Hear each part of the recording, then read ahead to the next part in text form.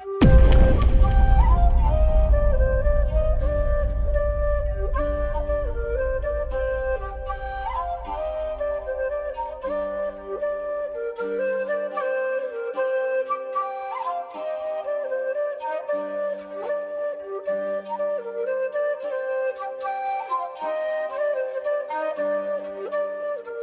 la sociocratie, c'est toujours un mot, diplomatie, démocratie, en fait, c'est toujours des grands mots pour une chose très simple finalement qui nous dit comment réussir à organiser de façon fluide des activités en commun. Que ce soit des entreprises, que ce soit dans une famille, que ce soit dans un groupe. Et c'est quelque chose qui est basé sur les lois de la cybernétique. La cybernétique, c'est encore un autre grand mot. Dit plus simplement, c'est comment dans un système particulier, mettons une horloge, comment les différents éléments agissent les uns avec les autres pour que finalement ça donne le résultat qu'on a l'heure. Donc comment une petite roue qui tombe sur une autre, elle a fait cliquer d'un coup. Alors ça ne s'intéresse pas à cette roue-là ou à cette roue-là, mais au mécanisme entre les différentes choses. D'accord ? Ok, tout ça c'est parti avec, pour ceux qui sont à l'IDP aussi, c'est parti avec Ilya Prigogine, qui était un chimiste, qui a été prix Nobel en 77, si je me souviens bien, et dont Annie parle beaucoup dans son livre Le Maître dans le cœur. C'est celui qui a parlé des systèmes ouverts, et elle nous disait qu'un système ouvert, c'est un atome avec ceux qui sont à côté, c'est une cellule avec son environnement, ou c'est une planète avec son système solaire, ou un être humain avec son environnement aussi, pour ce qui est de nous dans une communauté, ou encore l'humanité dans son ensemble pris en interaction avec la nature. Et le défi, c'est comment cet être, ce système ouvert, finalement, fonctionne avec son environnement. Et ce qui avait été découvert, c'est que dans les débuts, le système se complexifie tranquillement, on devient de plus en plus complexe, et finalement, à un moment donné, ce système-là perd le lien avec son environnement. Il ne réussit pas à vivre avec son environnement, et là, il a juste deux choix, soit de s'autodétruire et de se dissoudre dans l'environnement, soit de changer complètement de mode de fonctionnement. Alors pour faire juste un petit aparté au niveau de ce qu'on vit en ce moment, l'humanité est rendue là, on a le choix avec ce qui se passe sur la planète, au niveau nucléaire ou écologique, etc., de nous autodétruire, parce que la planète, elle survivra quand même, ou de changer complètement notre façon de fonctionner, et c'est un petit peu ce que déclenche la Covid, le coup d'envoi d'un grand changement, sans savoir vers où on va aller encore. Pour que ça fonctionne, ce qui avait été découvert donc, au niveau de ces lois, c'est qu'il doit y avoir deux conditions majeures pour qu'un système puisse s'auto-organiser naturellement. En fait, c'est une espèce d'écologie sociale, hein, mais c'est copié sur la nature, tout ce qu'ils ont inventé au niveau des lois de la cybernétique. Et ça, ces deux conditions, c'est la première, c'est que les différents éléments qui constituent un tout, donc pour nous, les différentes personnes dans une communauté, sont toutes équivalentes. Il n'y en a pas une qui peut ambitionner sur l'autre. Okay. Et en sociocratie, je ne sais pas si on en parlera un peu plus tard, parce que je n'ai pas tout revu, mais il y a une grande différence entre équivalence et égalité. C'est une utopie complète de penser que les êtres humains sont égaux. On est tous totalement différents et on est même très fiers, on n'arrête pas de vanter notre différence. Que ça soit sexuellement, que ça soit économiquement, socialement, culturellement, racialement, spirituellement, bref, on est tous différents. Par contre, sur cette richesse que forme la différence, c'est important de reconnaître qu'on a tous une équivalence d'âme, je parlerai en termes d'IDP, ça on est tous des êtres en évolution et peu importe d'où on part, on a tous le même droit à cette évolution et à s'entraider là-dedans. La deuxième condition, c'est que si on est tous équivalents, c'est vite que c'est le bordel qui prend ou le chaos qui arrive. Donc là, ça prend une deuxième condition, c'est qu'on soit tous capables de se nourrir autrement que de l'énergie des autres. Parce que qu'est-ce qui se passe dans notre société? Est-ce qu'il y en a beaucoup qui ont lu, c'est un vieux livre, La prophétie des Andes? Oui, ça fait longtemps cette affaire-là. Mais je ne sais pas si vous vous souvenez de la deuxième prophétie. Je pense que c'est la deuxième. Est-ce que j'ai pris des notes là-dessus? La deuxième condition, oui, dans la prophétie des Andes, c'est ça, disait nous avons nous-mêmes accès à cette énergie universelle, donc l'énergie du cosmos, spirituelle, appelez-la comme vous voulez. Mais, faute de l'avoir oublié, nous avons alors cherché à récupérer des forces en nous, procurant de l'énergie auprès d'autres êtres humains. Et c'est, quand on étudie les structures de caractère avec l'Institut, c'est ce qui se passe.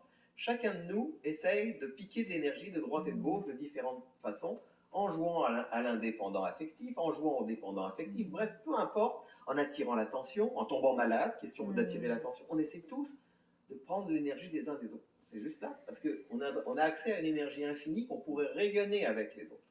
Alors, ça prend ça, et au niveau d'une entreprise ou d'une communauté, on reparlera de cette affaire-là, cette énergie extérieure, pour nous individuellement, c'est l'énergie de notre âme ou l'énergie spirituelle, mais pour nous, cette énergie extérieure, ça va être le but commun de la communauté. Ce qu'on verra demain quand on va en parler. Pour une entreprise, c'est sa vision, sa mission et ses objectifs. C'est ça qui peut faire qu'on va avoir l'intention de se rallier à ça et qu'on va donner tout ce qu'on peut dans cet organisme. Et c'est ça, une telle organisation se comporte alors comme un système vivant. Les systèmes vivants s'autorégulent eux-mêmes. Juste avoir notre corps physique, c'est quand même assez extraordinaire de voir comment cette chose complexe, depuis plus de 60 ans maintenant, est capable de fonctionner sans me faire suer, là, parce que, à condition d'en prendre un minimum soin, ça fonctionne et ça se régule tout seul. C'est ça. Donc la sociocratie, en fait, ça fonctionne, c'est ce que je viens d'imager, là c'est le soleil qui nourrit les petits soleils intérieurs que nous sommes de l'extérieur. Quand l'idéal qu'elle poursuit vit dans ses membres et que les talents de ceux-ci sont reconnus et utilisés pour tendre vers cet idéal, le groupe est ensemble. Le but, ça va être au contraire, et on le verra dans la façon dont en sociocratie on choisit un responsable, ça va être de valoriser les talents de chaque personne. Un peu ce que Eric a fait avec Julie, je pense. Il dit, moi je ne sais pas trop qu'est-ce que je peux apporter. Il dit, oui, moi je le sais, parce que je te vois de l'extérieur. Donc souvent on a un regard extérieur. La sociocratie va favoriser ce côté-là, de mettre en avant les qualités des personnes, qualités dont le groupe pourrait avoir besoin et qu'on ne savait même pas. Bon, origine de la sociocratie, je passerai rapidement là-dessus, vous le verrez. Donc après ça, évidemment, comment on est passé de la cybernétique ou des systèmes ouverts à la sociocratie même. C'est un monsieur qui s'appelle Gerard Edenberg, un entrepreneur hollandais, professeur à l'université de Maastricht, qui se posait les mêmes questions qu'on se pose un peu maintenant et qui a développé ce que je suis en train de vous présenter. Je ne veux pas l'histoire, moi c'est pas trop mon affaire. Vous pourrez lire là-dessus, il y a des belles choses qui sont faites. Ce qu'il a mis en évidence par contre, c'est que dans la nature, il n'y a pas de structure sans régulation. Or, quel est le problème dans notre société? Ce qui se passe, c'est que on fonctionne d'une façon pyramidale, avec en haut le conseil d'administration, le directeur général, après des directeurs de département, puis des superviseurs, puis les équipes finalement. Et que là-dedans, le problème qu'il y a, c'est qu'à tous les niveaux, et dans les limites de son mandat éventuellement, mais le chef, celui qu'on appelle le chef, a toujours le pouvoir de prendre tout seul ses décisions. On ne fera pas de jugement ou de pas de jugement, parce que j'ai essayé d'implanter la sociocratie à l'IDP, mais à l'IDP, c'était Annie la boss, et peu importe, elle prenait avis des droits de personnes, elle pouvait demander des avis de droite et de gauche, mais c'est elle qui prenait la décision. Le gros avantage, dans des moments critiques, comme par exemple quand on s'est aperçu que les bâtiments n'étaient pas aux normes, les pompiers étaient venus et puis il fallait changer tout ça, mettre des portes coupe-feu, etc., que c'était pas possible à faire dans un temps minimum. Là, il y avait le choix pour Annie ou pour le groupe de décider, oui, mais est-ce qu'on fait le prochain éveil ou est-ce qu'on fait le prochain Renaissance, ou là, est-ce qu'on entreprend, est-ce qu'on cancelle tout ça et puis on change ça. Imaginez que c'était un groupe qui est à prendre ces décisions-là, parce que si les policiers ou les pompiers revenaient pendant que l'atelier avait lieu sur une dénonciation d'un des voisins et que ça arrivait, ils fermaient l'institut. Donc, t'imagines la décision qu'un groupe aurait dû prendre de façon sociocratique, par exemple, dans ces moments-là. Là, ce qui s'est passé, c'est Annie qui a tranché. Elle a pris les avis de droite et de gauche. On a installé des détecteurs de fumée, puis des appareils qui faisaient de la lumière, s'il n'y avait plus d'électricité. Bref, des recommandations qui étaient faites. Thierry, il a fait les plans des locaux pour savoir par où évacuer s'il y avait l'incendie. On ne pouvait pas mettre des portes feu, changer les escaliers, enfin, c'était pas possible. Donc, elle a fait ça, elle s'est alignée avec le Tibétain, peut-être, ou je ne sais pas, avec les gourous, et elle a pris la décision, on fait les ateliers. T'sais. Mais c'était sa responsabilité à elle, c'était centré, et il n'y avait que son énergie qui interférait. Imagine qu'on soit dans un groupe, qu'on prenne la décision, finalement, d'accord, mais bon, il y en a qui parlent plus fort que les autres, je ne suis pas d'accord avec ça, ça va nous retomber sur la gueule, etc. C'est qu'est-ce qui se passe dans l'énergie? Il se passerait qu'on aurait des grandes chances d'avoir vu débarquer les pompiers ou la police cette fin de semaine-là, et ça, c'est là. Donc, la structure pyramidale, on le voit dans une armée, c'est parfaitement efficace pour mettre en application des décisions, mais pas pour les prendre. Donc, la petite phrase, c'est la structure pyramidale est OK pour l'exécution des décisions, mais chaos pour en prendre. Juste l'inverse. Donc le but, c'est que les décisions doivent être prises par tous, et qu'après ça, on ait un chef d'équipe qui, s'il y en a un qui est plus compétent parmi nous pour les choses manuelles et qui a la toiture à réparer, c'est correct que ce soit lui le boss pour faire cette affaire-là, mais pas pour prendre la décision de oui, on répare ou non, on répare pas. Ça doit être le but du groupe. Et puis même, comment on répare? Est-ce qu'on met du bardeau d'asphalte ou est-ce qu'on met un toit en métal, par exemple? Ça, c'est la décision de tous qui doit être prise.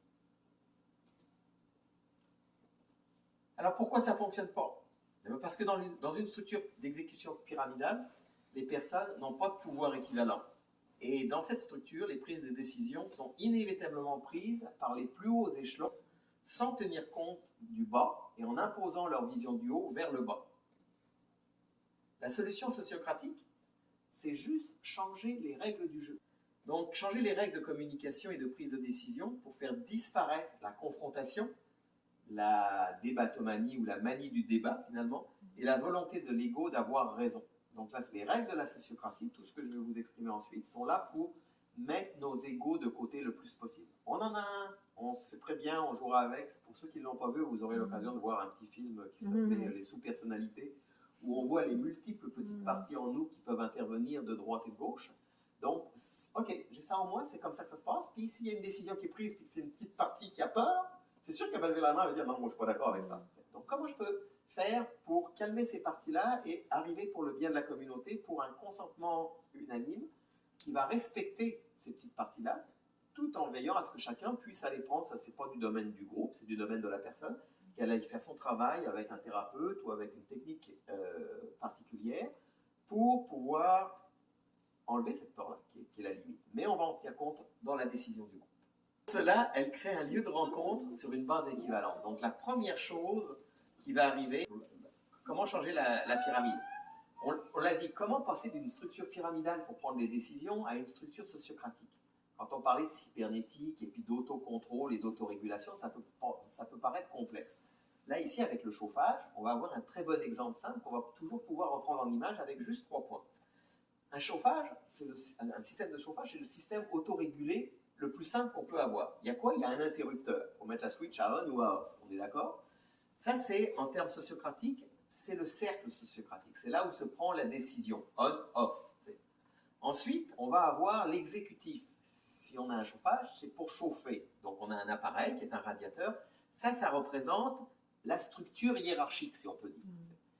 Donc, le on donne à la structure hiérarchique l'ordre de fonctionner ou au chauffage de chauffer. Et évidemment, le chauffage produit ce qu'on lui a demandé, c'est-à-dire de la chaleur. Mais là, il faut savoir le réguler, cette affaire-là, parce que ça peut vite devenir l'enfer dans une maison, hein, et le feu peut prendre si on n'arrête pas l'affaire. Donc là, ça prend un organisme régulateur, si on peut dire, qui est le thermostat, sur quoi on pitonne tout le temps. Parce que là, il y a le thermostat, mais il y a le on-off qui est en même temps dedans. Hein. Et le thermostat, alors comment ça se passe? C'est que l'interrupteur lui donne son ordre au chauffage de chauffer, le chauffage chauffe, et une fois que le chauffage a chauffé, le thermostat enregistre la température et dit « Oh, ça correspond à l'ordre qu'on avait décidé, c'est correct ». Donc il envoie son feedback de nouveau au cercle en disant « Ça fonctionne bien, on continue » ou « C'est trop et stop ». Vous voyez, c'est quoi un système autorégulé? C'est juste ça.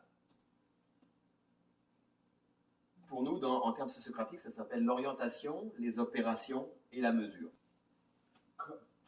Ça c'est peut-être le plus important pour chaque personne, je dirais, c'est comment est-ce qu'on va réussir à fonctionner de façon efficace avec un tel système. L'efficacité, il y a efficacité de l'organisme s'il y a une collaboration active des personnes qui sont impliquées, c'est-à-dire si on est volontaire. Il y a implication des personnes si on a un fort sentiment d'appartenance au groupe, à la communauté, à l'entreprise. Et le plus important, il y a un fort sentiment d'appartenance si les membres ont, et c'est là que c'est important, la garantie que leur point de vue sera toujours pris en compte dans le processus de décision. Et là, tu dis, ça fait du bien à entendre, mais comment est-ce qu'on réalise ça? Ça ne veut pas dire que mon point de vue, c'est ce qu'on va adopter. Mais mon point de vue, qui va être là, va tomber sur la table, au milieu du cercle, et ça va devenir l'objection du cercle. Donc, on va peut-être la contourner, on va peut-être modifier la décision qu'on voulait prendre par rapport à cette objection d'une certaine façon, ce ne sera pas ce que je voulais qui va forcément arriver, mais mon avis va avoir été pris en compte. Je vais-tu être motivé pour aller aux réunions? Je vais-tu être impliqué après dans l'application de la décision qui va être prise? C'est sûr. Donc c'est le but de la sociocratie, c'est de réussir à faire que chacun puisse se sentir entendu, et c'est ce qu'on veut en communication non violente, finalement aussi, dans ce qu'il a dit. Les 4 règles de la sociocratie, juste un petit rappel comme ça, les 4 règles de la CNV, pour les professionnels de la question. USB. Observation des faits, expression des sentiments qu'on peut avoir. C'est quoi qui fait que j'ai ces sentiments-là? C'est quoi les besoins inassouvis ou assouvis qui sont en arrière? Et finalement, la demande. Ben, bizarrement, la sociocratie, on a aussi 4 affaires qui ne sont pas du tout les mêmes, mais qui ressemblent. La première chose, c'est que ça prend un espace pour pouvoir communiquer. Et c'est le cercle sociocratique, le lieu où les décisions vont se prendre. On va les détailler ensuite. La deuxième chose, c'est le consentement unanime comme prise de décision.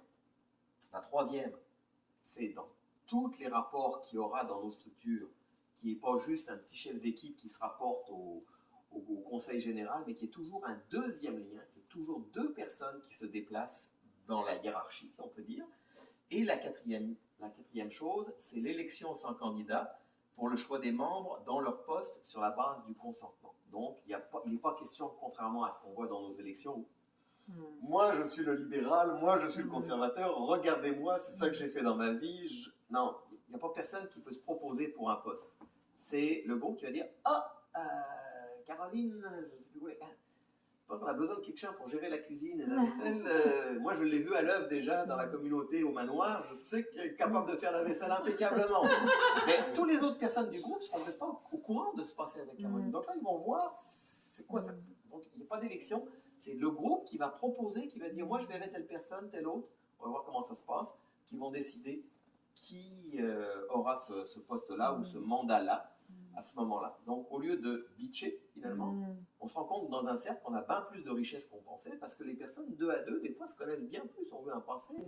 Pour les cercles, donc, ces cercles-là s'installent aux différents niveaux. C'est sûr que le premier petit cercle, il arrive dans une équipe de travail, que ce soit une gang qui va faire le jardin ou qui s'occupe de la popote, tiens, souvent la cuisine, ça veut dire les gens qui sont là, et le chef cuisinier, que ce soit Chabelle ou un autre, là, peu importe, qui dirige.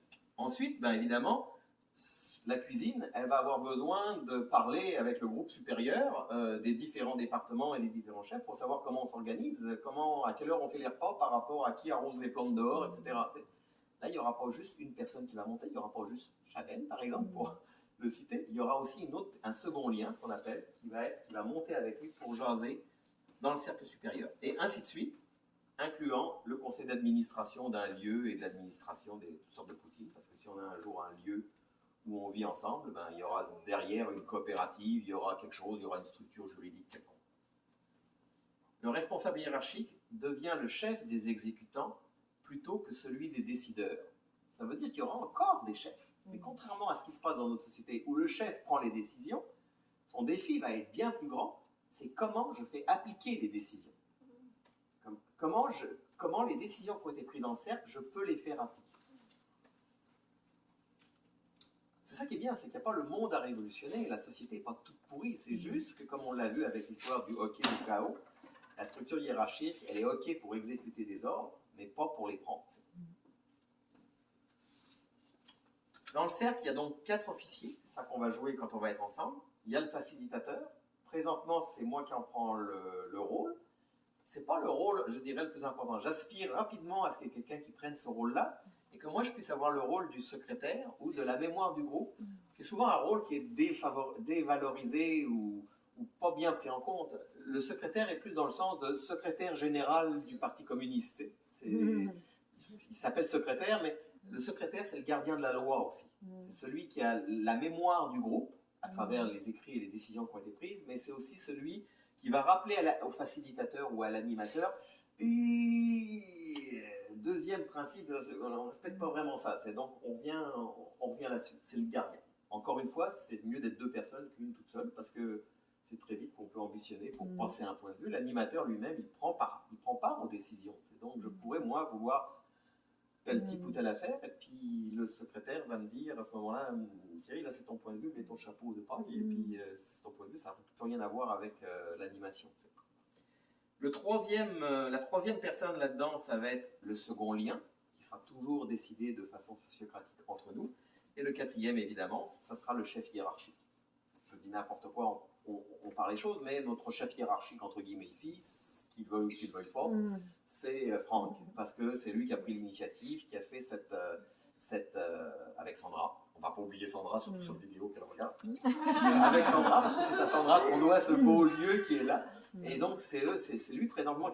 Mais s'il avait à remonter quelque part dans un autre groupe où on va aller avec mettons, rencontrer Cohabitat Québec et la communauté Assotone pour jaser de comment régler des problèmes de communauté, ce ne serait pas Franck qui monterait tout seul là-haut. Il monterait nécessairement avec un second lien qu'on aurait élu de façon sociocratique entre nous. Et ils montraient tous les deux là-haut, à la fois pour être sûr que Franck va apporter le bon son de cloche de ce qui se vit dans notre communauté, mais aussi être sûr pour nous que ce qui va redescendre comme information, ce ne sera pas juste l'avis de Franck ou vu à travers les lunettes de Franck, mais ça sera vu à travers deux paires de lunettes. Il y a quand même moins de chances, il y a plus de chances que ça soit juste le juste son de cloche qui se passe en haut. Et évidemment, en dehors de ça, il y a tous les autres membres du groupe autour du cercle. Le second lien, il fait quoi, lui, dans la vie? On va y arriver. On parle sur le consentement et après on va tabler sur le second lien exactement. Donc, le consentement. Dans le consensus unanime, tout le monde doit être d'accord. Dans le consentement unanime, personne n'est contre la décision qui est prise.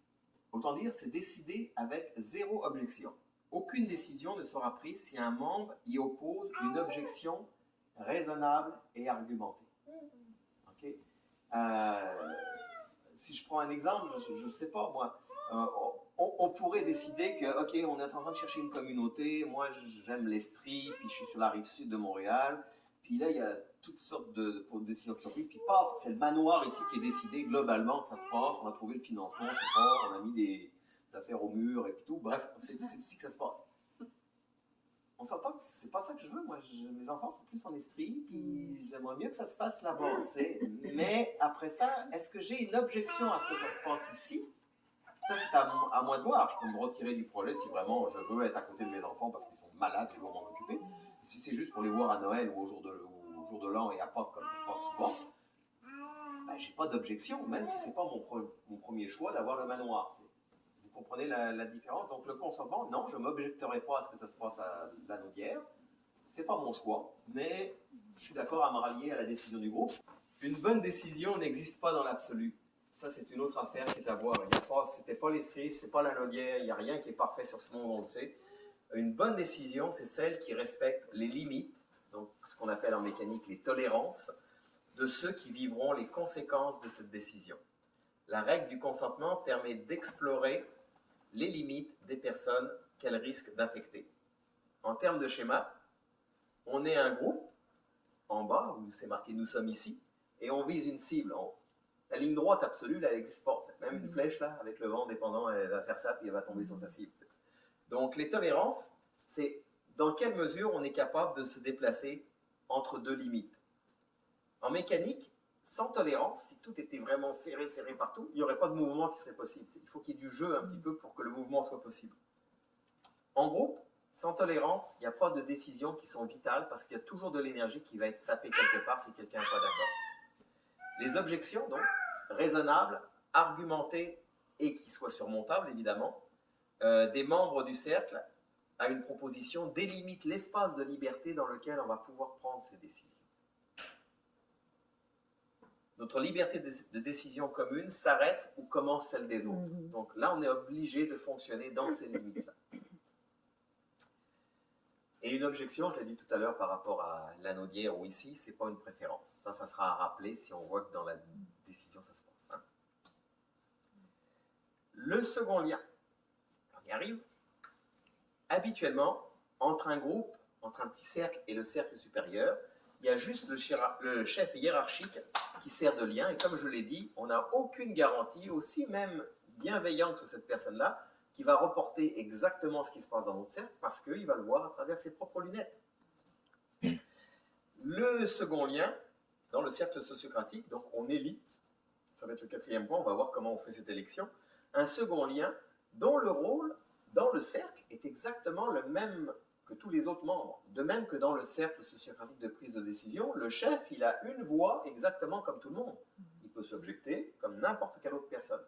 Le second lien, une fois qu'il est élu, va avoir exactement le même rôle en montant dans le cercle supérieur. Premièrement, il va améliorer la qualité des informations ascendantes et descendantes, comme on l'a vu.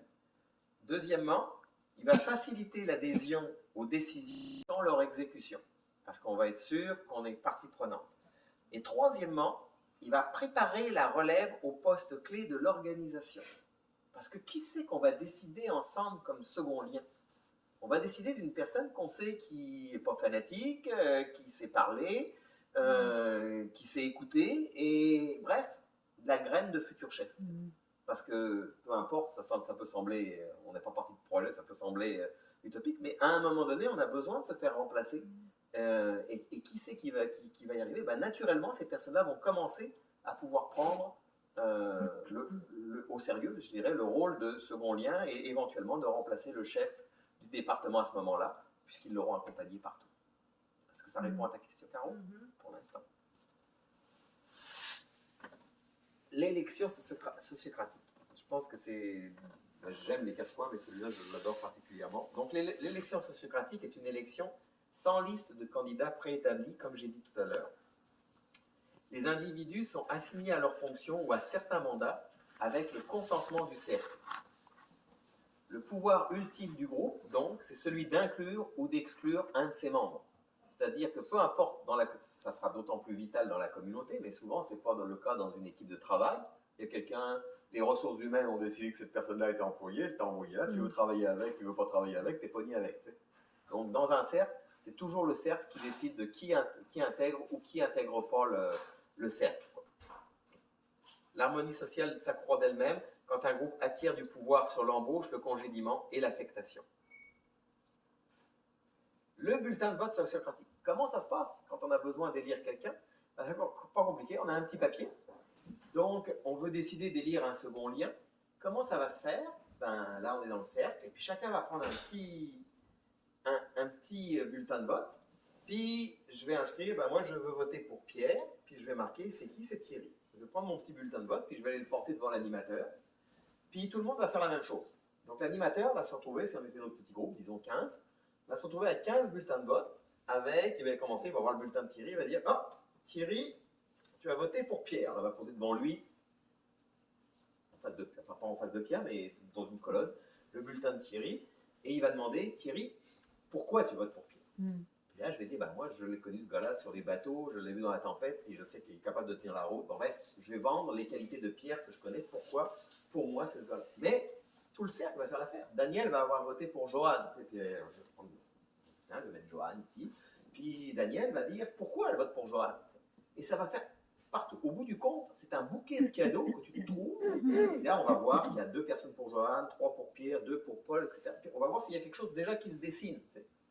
Puis en fonction de la décision, là, à un moment donné, après avoir fait ce premier tour de cercle, on va dire, après avoir écouté tout ce que vous avez entendu de bouquet de qualité, est-ce qu'il y en a qui changent leur vote? Donc moi, je vais dire, ben oui, après tout ce que j'ai entendu, je ne connaissais pas Johan, je change mon vote de Pierre à Johan. Donc là, on va voir que ça se dessine. Des fois, tu as une colonne beaucoup plus grande que l'autre. Mais ça ne veut rien dire. On ne vote pas comme dans la démocratie pour que les choses soient au plus à celui qui a le plus de voix. À un moment donné, l'animateur, et encore mieux, une personne du cercle, va dire « Moi, je propose, au jour de tout ce qui s'est dit, de ce que je vois sur la table, etc., je propose, ça peut être la personne qui a le plus de noms, mais ça peut être celle qui a la deuxième ou moins, je propose ça pour telle ou telle raison. » Et là, on va passer sur le 4e point, qui est le consentement du cercle.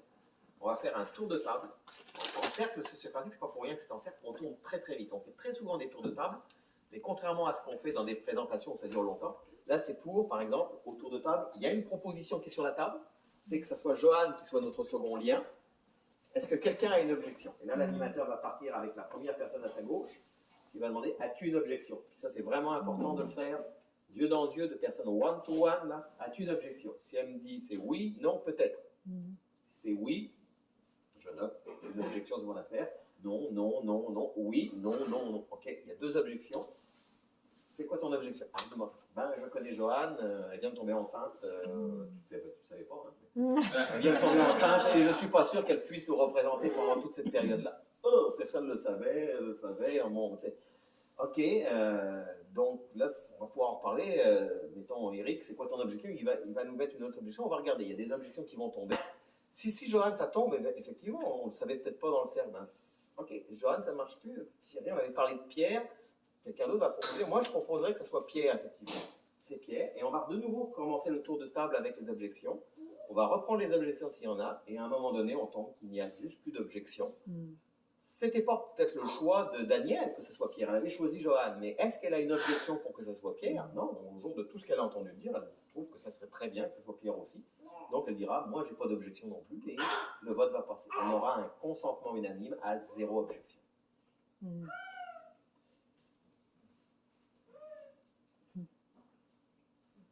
Autant dire, en résumé, peut-on réguler le trafic? Ça se résume au feu rouge, cette affaire-là.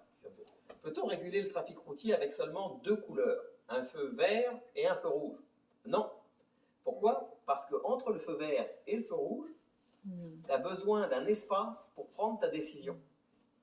Puis cet espace, c'est le cercle sociocratique. Vert, je passe. Rouge, je passe pas. Mais entre les deux, ça te prend le feu orange qui représente le cercle sociocratique. Je peux décider si je freine avant de passer au feu ou je suis capable de prendre un orange bien mûr et de passer avant que ça passe au rouge. Il n'y a pas de policier qui écoute. Le cercle sociocratique de concertation, c'est l'espace de parole pour que les membres puissent prendre leurs décisions communes. Voilà.